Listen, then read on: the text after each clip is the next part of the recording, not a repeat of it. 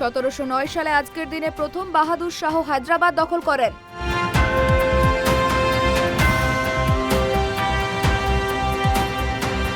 1949 সালে আজকের দিনে ভারতের প্রথম মহাকাশচারী রাকেশ শর্মা পাঞ্জাবের পাটিয়ালাতে জন্মগ্রহণ করেন।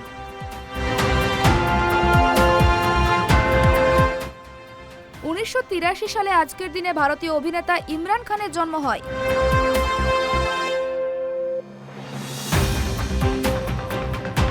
1972 সালে আজকের দিনে শেখ মুজিবুর রহমান বাংলাদেশের প্রধানমন্ত্রীর দায়িত্ব গ্রহণ করেন। 1970 সালে আজকের দিনে ব্রিটেনের শিখ পুলিশরা হেলমেটের পরিবর্তে তাদের ঐতিহ্যবাহী পাগড়ি পরিধানের অধিকার লাভ করে।